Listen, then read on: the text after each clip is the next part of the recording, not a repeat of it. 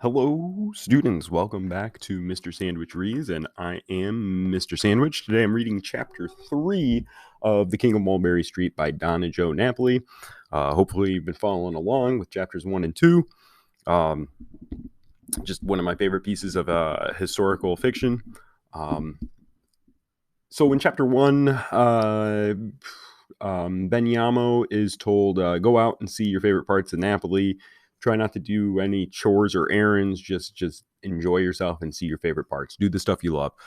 Chapter 2 ends with his mom crying in the middle of the night, and that seems to be kind of a regular occurrence. He talks about that being him comforting her occasionally in those instances, and that he would ask her in the morning, if everything was all right. That's where we left off. I kind of was asking after the chapter 2 to make predictions. Where do you think this is going? And let's find out. Let's jump in. This is page 20, if you've got my copy. Chapter 3, Shoes. I woke to Mama's hand over my mouth. "Don't say anything," she whispered in my ear. "Don't make noise." She dressed me in my synagogue pants and shirt. I loved those pants. They had pockets. Very fancy pockets.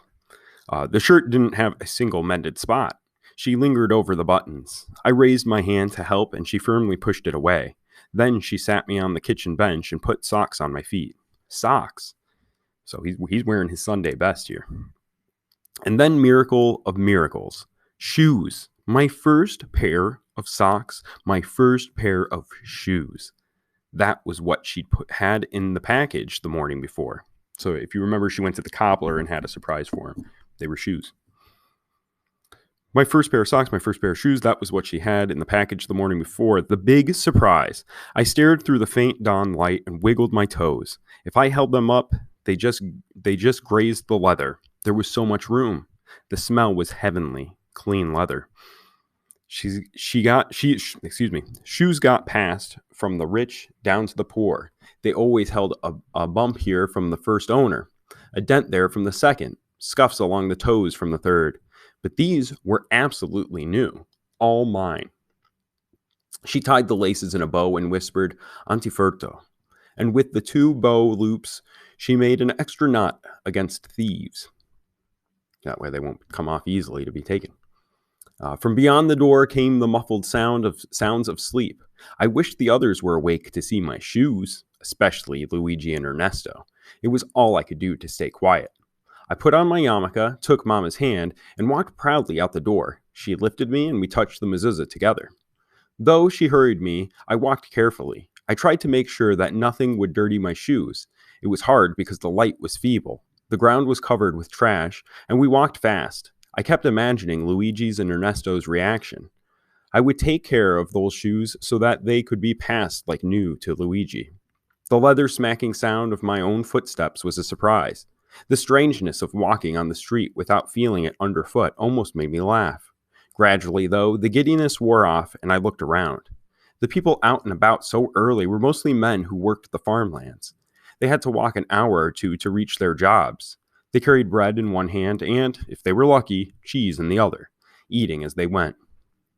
I smelled the sharp pecorino and wanted it. Without songs filling me as I woke, I was hungry. That morning, Mama hadn't sung. She'd acted as if we were sneaking out on a secret treat. The tenseness of her shoulders told me she was excited. I squeezed her hand in happiness.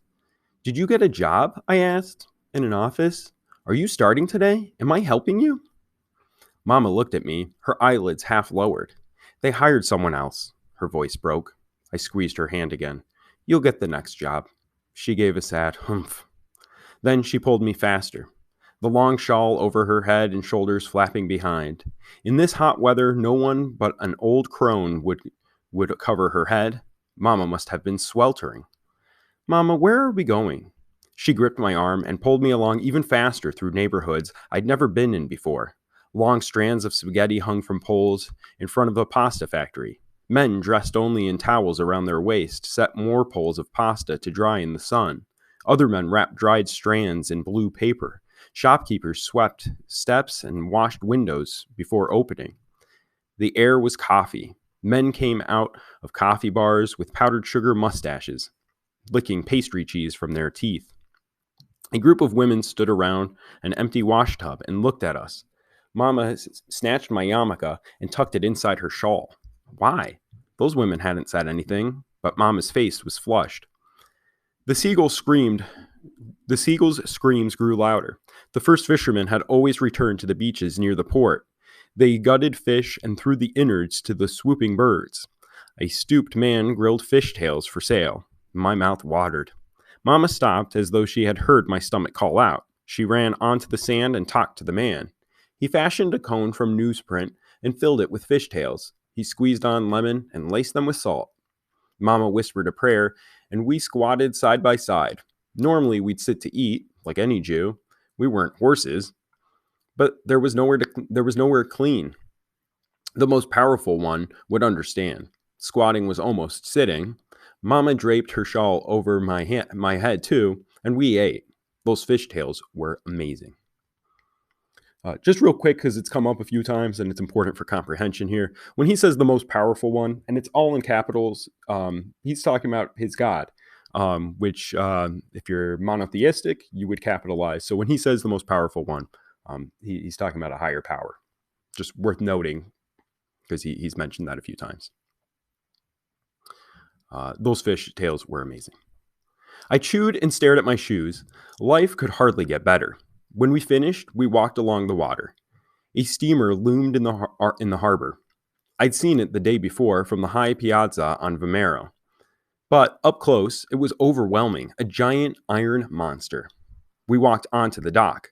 Mama went down on one knee and smoothed my shirt across my bony chest and wiped my hands and face with the inner hem of her shawl. From somewhere under that shawl, she pulled out a little fold of cloth. It had a string tied around it. Another surprise. With her thumb, she tucked it inside my right shoe, under the arch of my foot. It was so small, it fit easily. Your job is to survive. What? I opened my mouth, but she put a finger over my lip. First of all, simply survive. Remember Mama's advice here. First of all, simply survive. She stopped and swallowed, and for a moment, I thought maybe she was sick. Watch like you always do. Watch and learn and do whatever you have to do to fit in. Talk as little as possible. Just watch and use your head. Her eyes didn't blink for so long. They turned glassy. Nothing can stop you. Tesoro mio. Remember, you're special. A gift from the most powerful one. As soon as you can, get an education. Be your own boss. Then she said, open your mouth. I opened my mouth and she spat in it. That's for long life. She stood up.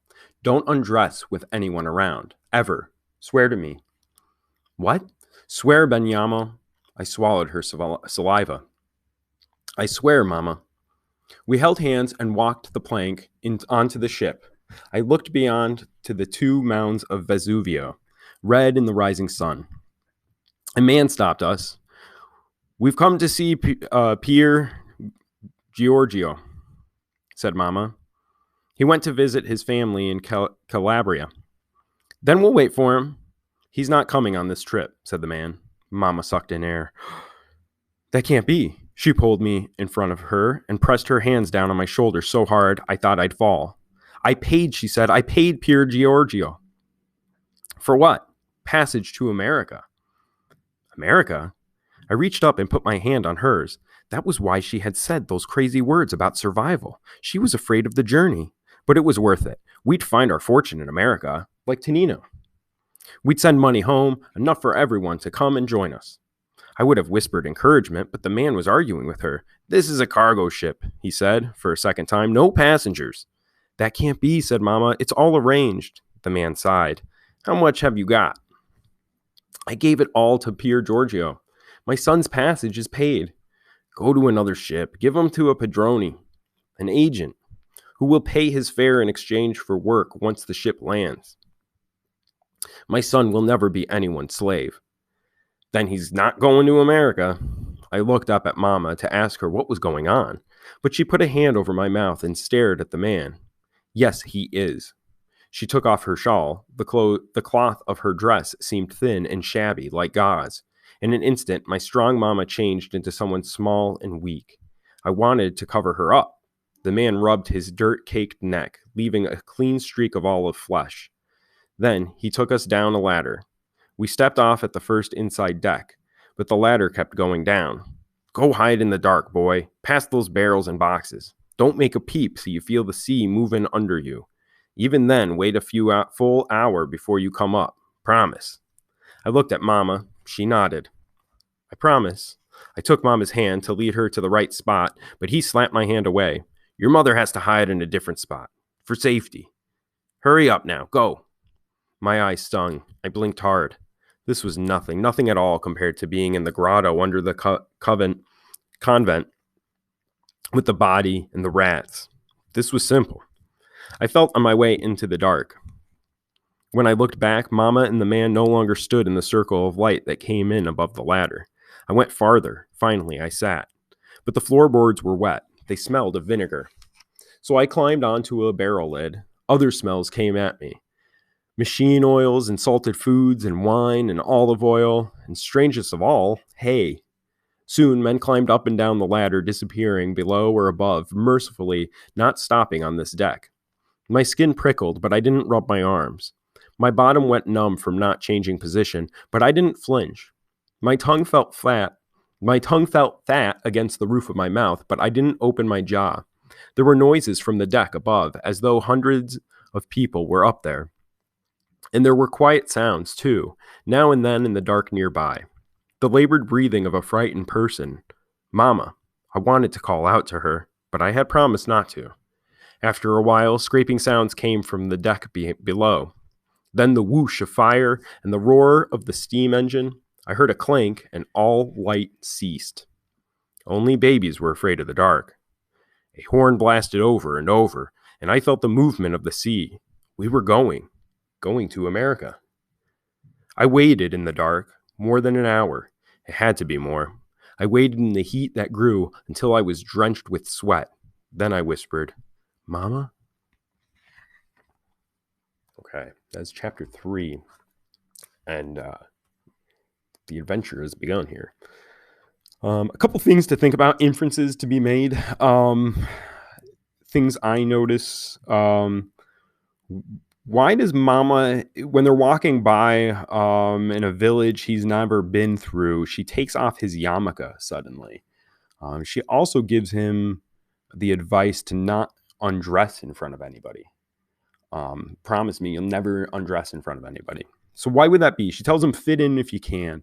The key word here, when you're fitting into a new culture, a new society, and you take on certain traits or you give up certain traits, assimilation would be the word. You assimilate, you become more like the social surrounding, the group around you. Removing the yarmulke shows what? That he's Jewish. So she's trying to mask that in front of a certain group. And she tells him too not to change. And what I'm inferring there is that his circumcision would give him away as being Jewish. And in order to assimilate, that might be something Mom is sort of hinting at to cover up, which was certainly historically accurate. I would imagine that was a matter of blending in to surroundings. Okay. Things to think about, because those will come back up as themes. But that was chapter 3. I hope you enjoyed, and I will follow up with chapter 4 shortly. And I hope you are enjoying The King of Mulberry Street. All right. Take it easy. Peace.